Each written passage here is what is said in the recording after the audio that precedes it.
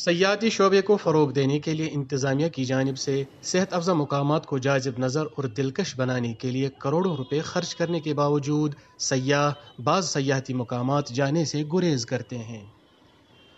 ایسے ہی ایک مثال ضلع اننت ناگ کے کوکرناگ کے ایک دور دراز پہاڑی علاقہ میں دیکھنے کو مل رہی ہے، جہاں محکمہ سیاحت نے چند سال قبل دریائے برنگی کے کنارے ایک پارک کے ساتھ ساتھ کئی ہٹس کی تعمیر پر کروڑوں روپے خرچ کیے،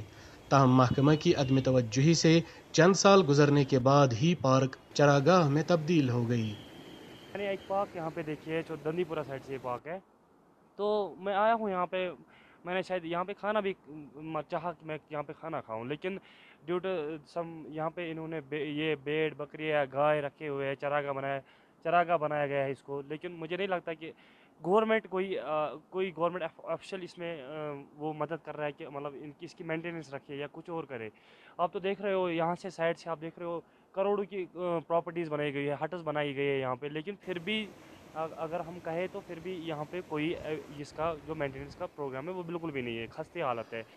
پارک میں ہر طرف مویشی گھاس چرتے ہوئے نظر آ رہے ہیں، جبکہ گوبر اور گندگی کے ڈھیر جمع ہونے کے سبب یہاں آنے والے سیاحوں کے لیے بیٹھنے تک کی بھی جگہ میسر نہیں۔ پیسہ تو بہت خرچ ہوتا ہے، جیسے ہٹ بنی ہے یہاں پہ، اور لیکن آپ دیکھ سکتے ہیں یہاں پہ جو خستہ حالت ہے اس پارک میں،